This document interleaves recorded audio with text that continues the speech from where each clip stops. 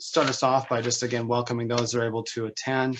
We'll go through his bio and get into his presentation later on. In the meantime, though, first, I guess I want to thank everyone on this call. If you were able to take the time to fill out our membership-wide survey that we completed last month, that was really some great information that we were able to gather from great wide range of industries and employees sizes, and it really helps us know how to advocate for y'all into the future. And just I think we did put it in the latest newsletter. I think it was a front page article, kind of a breakdown of what the results were, but for the most part, and there was a Marion Star article, but for the most part, there's some really good, I guess I feel a little bit better about where the community is going to hear that, at least for those that are surveyed, 78% of businesses said that they expect at least some sort of either slow or significant increase in Marion County going into the next 12 months, which is great to see and hear.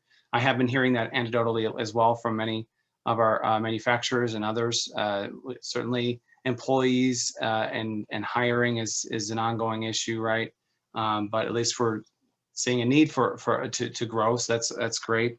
In terms of the challenges, nothing really has changed. Last time we did this survey, which was about, I guess it was about 4 years ago, we asked what are some of the top challenges for all of our businesses. And number one, back then and now, stayed the same, and that's availability of technically qualified employees or candidates for employment. That continues to be the number one concern for our members. Nothing has changed there in the last 4 years. Not so surprised for that. Then number two was candidates who possess necessary soft skills. And 5 was passing drug tests. 4, interestingly, had never seen this creep up this high, but healthcare costs was number 4 challenge for our members. And that is kind of interesting to see that. And also, thankfully, the chamber at least has some cool tools for y'all to maybe check out and get quotes for. So if anybody is experiencing healthcare costs being too high, I certainly would recommend checking out our Anthem chamber exclusive SOCA benefit plan, which actually I have a poster behind me for that is saving members quite a bit of money, up to 25. I've heard as much as 48% on their healthcare coverage for their employees, and that's good for 0 to 50 employees. It used to be 2, but they actually are now making it sole proprietors now accessible. Now a lot of y'all might be above that that number on the call. We also have our Chamber Saver program, our Anthem plan, that is still quite competitive. So if you haven't reached out to your agents yet on that, I would encourage that. On the first 2 challenges, and I guess number 5 challenge 2, that's something that's an ongoing advocacy work on our part. We're partnering a lot, many times, Gus knows, with Marion Area Workforce Acceleration Collaborative, which is our MAWAC groups that's meeting locally with all of our school districts and our MTC and OSU meeting monthly to talk about how to help keep our kids educated and get them right into the workforce, keep them here locally. The brain drain is real, certainly in Marion and other places. So how do we get kids engaged early on the opportunities available to them? And we've had, I believe, some MTC speakers in this talk about that, but seeing that as the number 1 challenge from the survey means that we're on the right track to make that one of our primary focuses as well. So again, the survey helps us, but it's not the be all end all. If there's anything that you folks are dealing with on a regular basis, feel free to always communicate that with us. Also, in that same vein of communication, accolades. If any of you are getting any awards or anything that you want to, I guess, get echoed out and shared with the community, share them with us, and then we will, of course, help spread that message through our social media and through our fascinating facts section of our newsletter. So I wanted to remind y'all that is an option. Whenever you're getting any kind of award or anything like that, or you're looking to hire and you're doing a big hiring push, let us help you get that message out there. That's part of our role as well. Again, if you're just joining us, Jon Husted is going to be joining us here soon. So I'm just filling in some information about our survey that we just went out, and thank you again for filling those out. We'll get started here soon. In the meantime, we do have Luann Cook from Jon Husted's office here, and thank you, Lou Cook, for helping us put this together. And I guess to get this out of the way, I could do Lieutenant Governor Jon Husted's bio real quick so that he can jump right into the meeting once he starts. Some really interesting information on this. But again, the topic we'll be discussing in a moment here will be Ohio's current economic landscape and future workforce. So Jon Husted is the 66th and current Lieutenant Governor of Ohio, a position he has held since January 14th of 2019. As Lieutenant Governor, Husted oversees the state economic development efforts through a series of initiatives designed to strengthen Ohio's workforce, promote innovation and entrepreneurship, and reduce regulatory burdens on job creators. During the COVID-19 global pandemic, Lieutenant Governor Husted's primary role has been to manage responsible Reopen Ohio, the plan to safely open the state's economy as society learns to live with the coronavirus. As director of the Governor's Office of Workforce Transformation, Lieutenant Governor Husted strives to connect Ohioans with the education and training they need to open new career opportunities. The office does this while also promoting efforts to ensure our workforce is prepared to power the needs of Ohio's current and prospective businesses and industries.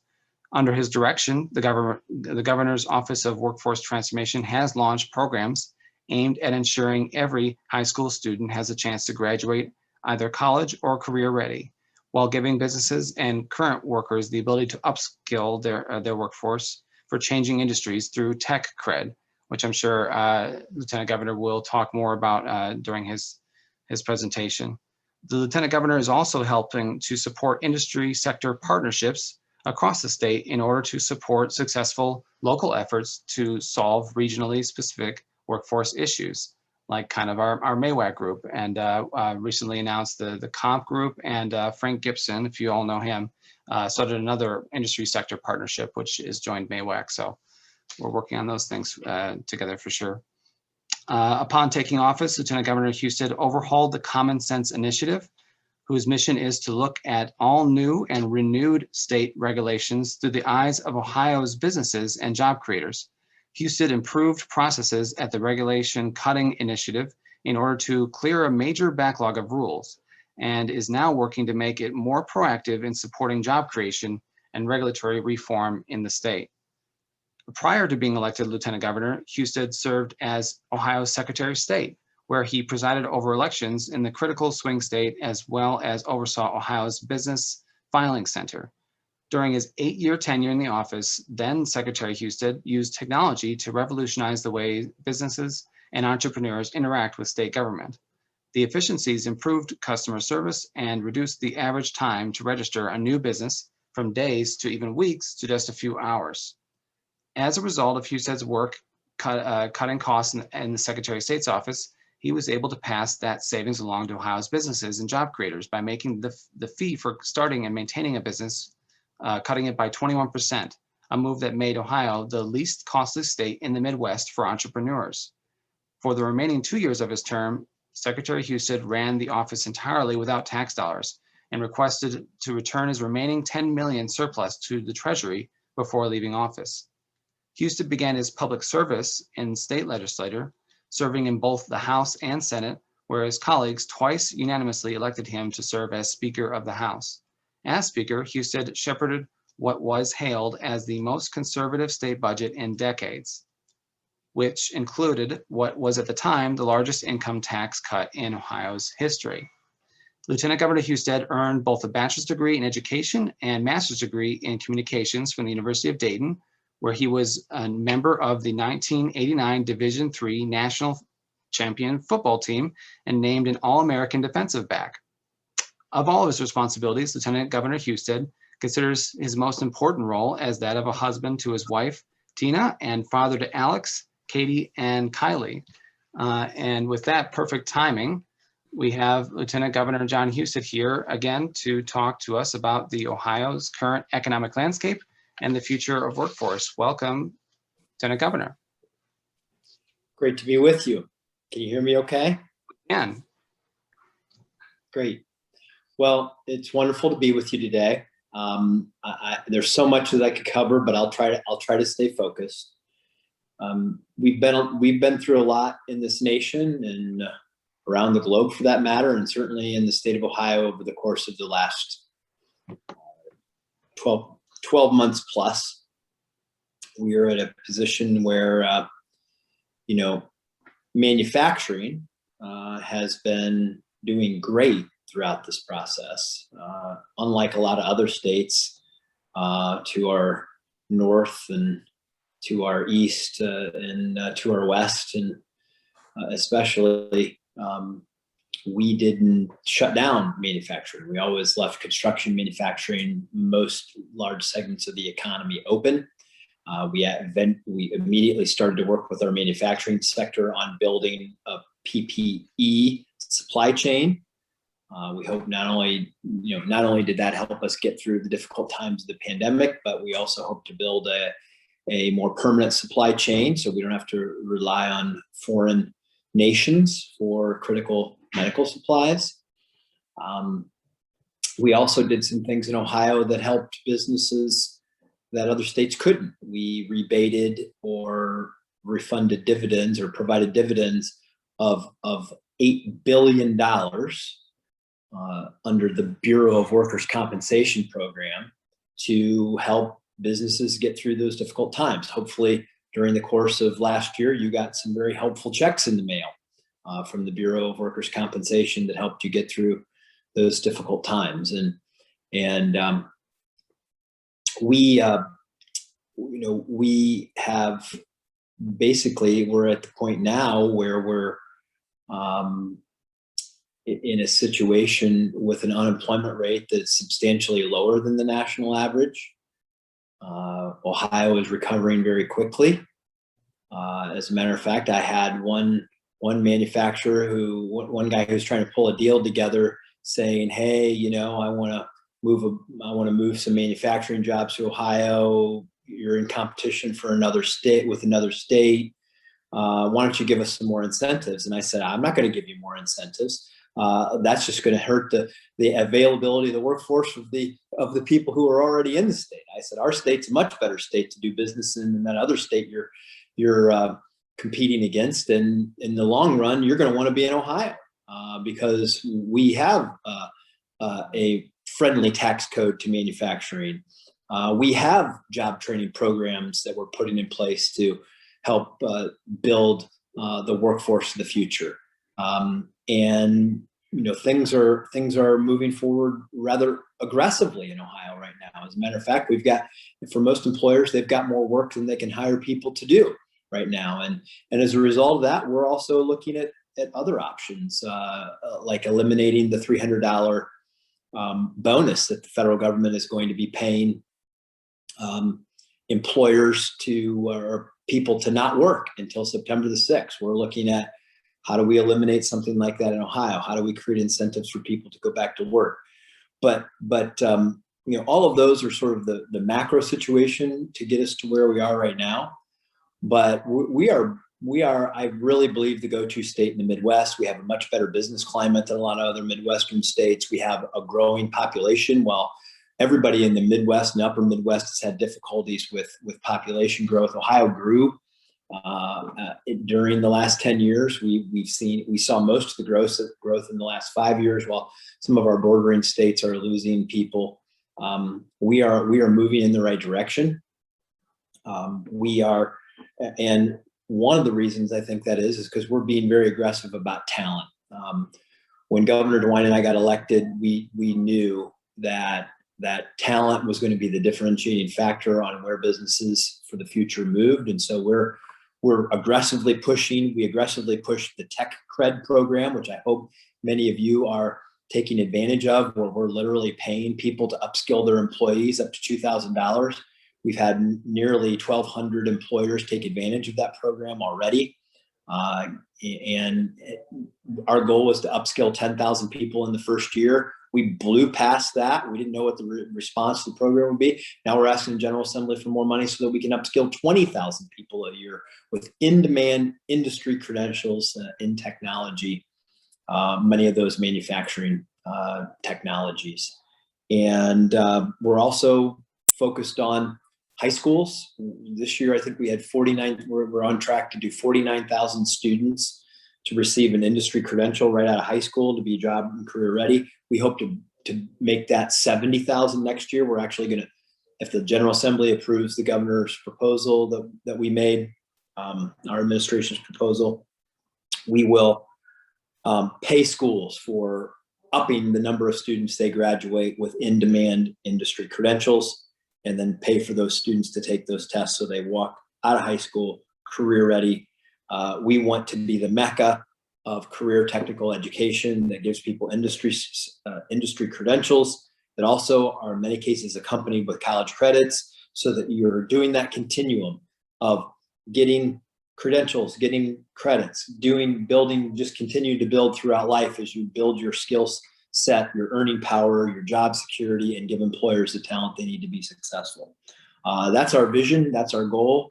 We're well on the way of achieving that, but we're not going to be satisfied. Every time we climb the mountain a little higher, we see that we can go further, and we'll continue to do so. And I know that in Marion, you do this great with the Career Center there, and I've been up to the career days you've been holding for students. I think I went to the fairgrounds where you had one of those one day.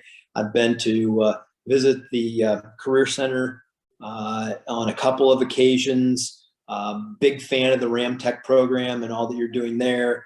I know that your two-year school is doing a great job. Your community college is doing a great job at partnering with high school students to earn college credits, to get industry credentials. You're rocking and rolling on that front. We want to continue to support those efforts and help more students understand these great pathways to wonderful, high-paying careers that don't have to involve a bunch of college debt. So those are some of my thoughts. Governor DeWine and I always appreciate the advice we get from the business community.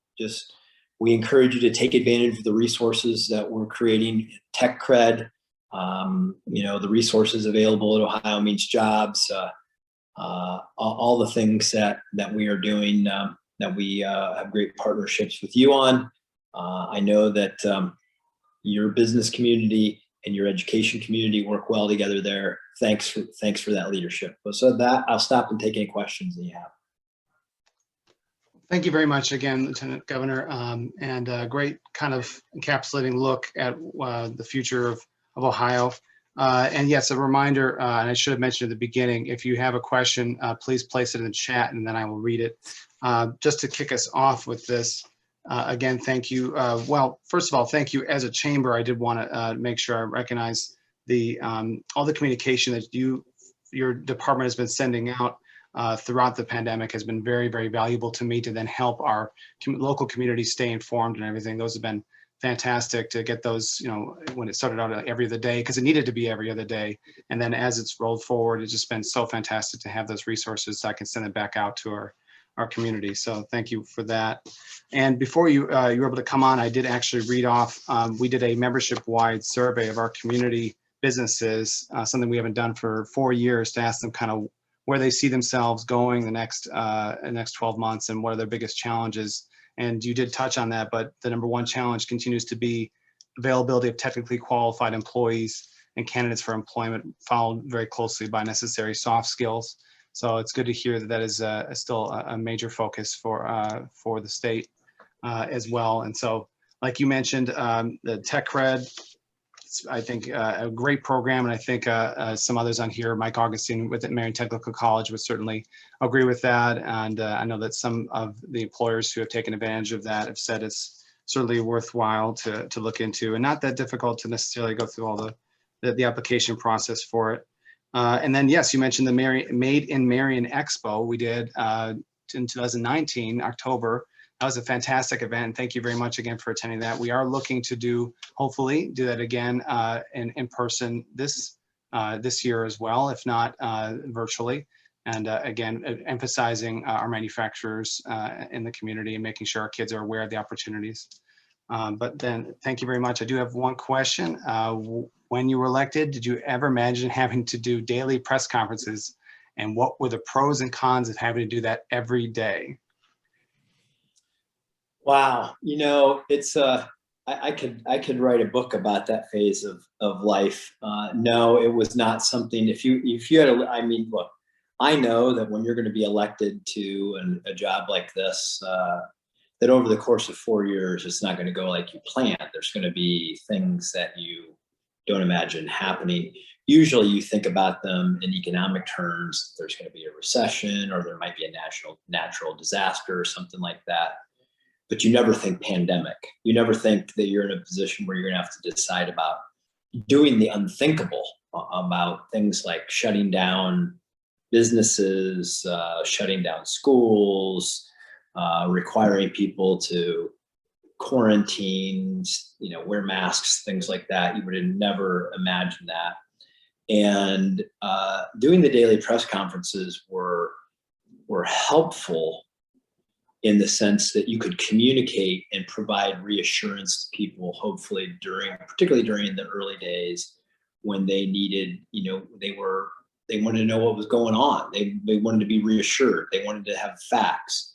And we literally, no kidding, everything we knew, you knew at 2 o'clock. I mean, because we told everything that we knew, still do for that matter, as soon as we learned it. But the downside is that when you're preparing to do live Q&A for an hour and a half every day, you don't get a lot of time to work on anything else. You don't get a time to think through things. It's a nonstop process, and it was exhausting. There's no doubt about that. But I think in the end, we managed through these things a lot better than a lot of other states because we kept in great touch with the people of Ohio.